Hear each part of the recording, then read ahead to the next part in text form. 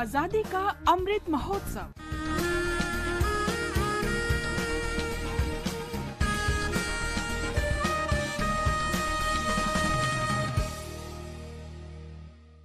Azadi Ka Safar with AIR News, Birth of a Nation. India's glorious freedom struggle is one of the greatest struggles the modern world has ever witnessed. AIR News brings you a glimpse of the struggle every day.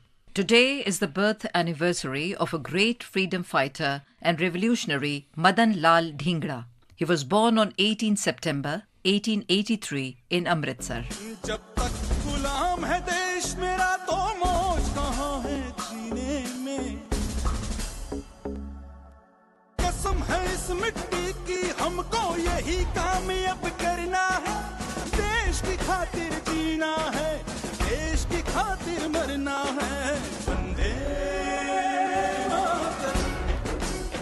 In July 1909, Dhingra assassinated Sir William Curzon Wyllie, an advisor to the Secretary of State of India, at a gathering in the Imperial Institute, London.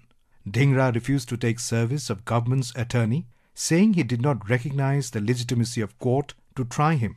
He declared that his act was a humble revenge for the inhuman hangings and transportation of patriotic Indians.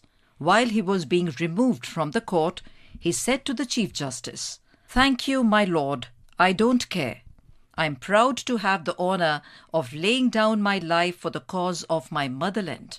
He was sentenced to death and died on the gallows at the Pentonville Prison, London, on August 17, 1909, at the age of 26.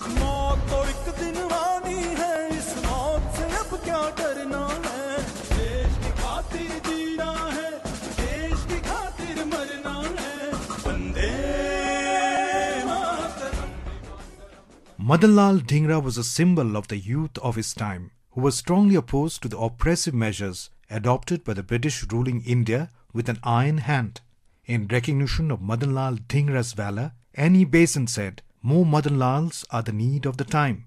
Another revolutionary, Virendra Nath Chattopadhyay, started a monthly magazine in his memory named Madan Talwar, from German, and printed by Madame Kama. Madan Lal Dhingra's name is inscribed in the hearts of every Indian for his heroism and fearlessness.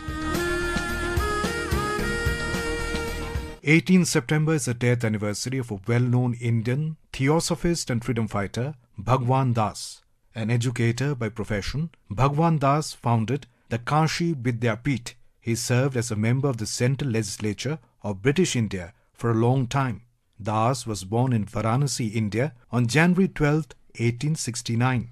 Inspired by a speech of Annie Besant, Das joined the Theosophical Society in 1894.